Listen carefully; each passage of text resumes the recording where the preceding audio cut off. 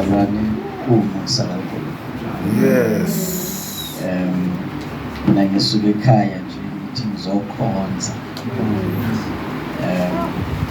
Babuhle uhlangana nabazalwane bemoya. Yes. Wamaphanga uthi mayingasisa ukuthi uyeza. Bahlala nje enhlizweni yami ukuthi ngajabula ukuba khona. Amen. So ngimthinte namhlanje ekuseni nje ngathi ayibaba ngiyeza. So siyabonga uNkulunkulu bazalwane. Yes. Ukunibona.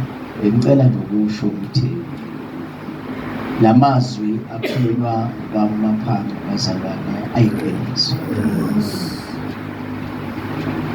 Yangimangaza akusikudala sazana.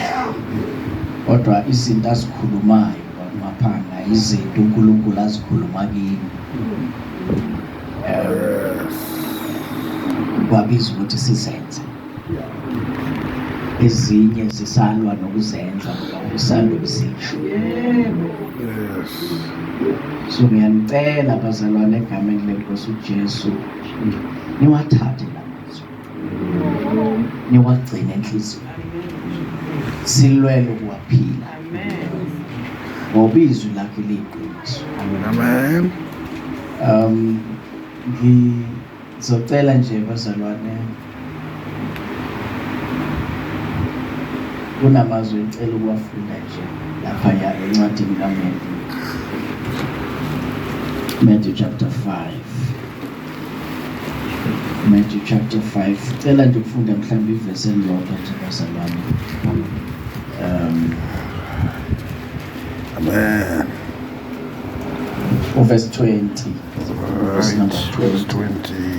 Matthew chapter number 5, verse number 20. Kuthiwa ngokuba uthi uJesu ukhulumayo ngokuba ngithi noma ukulunga kwenu kungakudluli ukulunga kwabaFarisi nokwababhali. Yes. Anisoze nangene embusweni. Yes, Lord. Amen. Amazwi ya serious kakhulu. Yes, yes, yes. Into engiyifundile ukuhamba noNkulunkulu. uJesu lo weBhayibheli. Yes. Discover ukuthi akusulo Jesu esasimshuma yezwa samthatha light.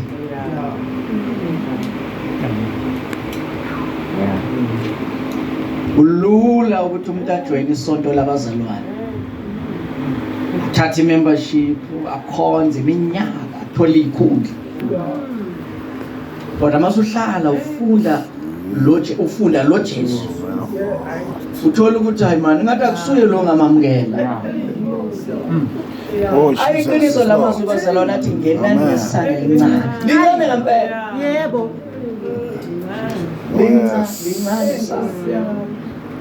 Lincane sana. That is why now uma sekufanele abantu bangene ngesanga elincane bangamane baye kuNkulunkulu. Yes. Bayeke bayayisayeka. Ngoba iyabiza. Yes. Oh iyabiza. uJesu uthi uma ufuna uze emva uzidele kuqala. Uthi ungezi akuthatha icalculator and count the cost. Ubale ukuthi kuzokubiza ini ngoba kuyabiza ukuhamba noJesu bazalwane. Kuyabiza. Ukuhamba nabazalwane kulula. Uhamba nesonto lakho kulula. Ukuhamba noJesu is something else. Ufika indoda kuJesu ithi inkosi izokulandela noma uya. Futhi uJesu impungu ezinemgodi inyoni ezinezidleke indodana yamuntu ayinala ibeka khona ekhaya. Ngamanye amazwi ufuna ukumtshela ukuthi njengoba uthi uzongilandela nje yazi ukuthi awulandela umuntu ozokulalisa emahotela. Amen. Ayi. Ngabe uredi kulala noma phi. Woza ke sami. Thank you Lord. Omunye uthi ngizokulandela Nkosi akunginike ithuba ngengiyongcwaba ubaba. Hayi ukuthi ubaba ke kade ashonile ubengashonanga. Kodwa ngamanye amazwi usho utshela uJesu ukuthi ngiyokulandela kahle ubaba engasekho. Iyabiza lento kaJesu. Bazalwane. Iyabiza lento kaJesu. Yes. 2015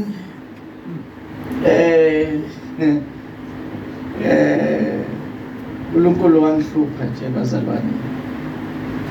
kulo msebenzi kaNkulunkulu wangibizwa lo msebenzi kaNkulunkulu. It was 2004 around September. Inkosi yangibiza 2005 resign emsebenzini wenza umsebenzi wenkosi full time. And then ningokwenzekile ke ngangixoxe, but 2015 uNkulunkulu uqala ukukhuluma indaba la. Ngiyacabanga ukuthi ngiyanothisa leli verse esilifundile ingxenye yentshumayelo yasentabeni. Baba yazi uNkulunkulu wakhuluma amanye amazwi ukuthi intshumayelo yasentabeni isifundo esizokhipha izinto ezirong la ebantwini.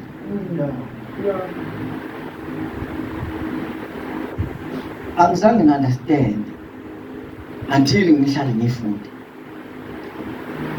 Intshumayelo yasentabeni mawuhlala nje uyifunda, uyihlalele nje uyifunda, akekho ozokukhuza. Amen. Awuzukhuzwa umuntu, ukhuzwa yizwi.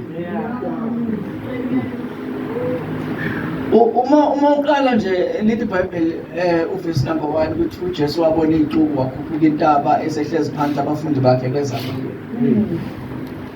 Just lapho nje ukuthi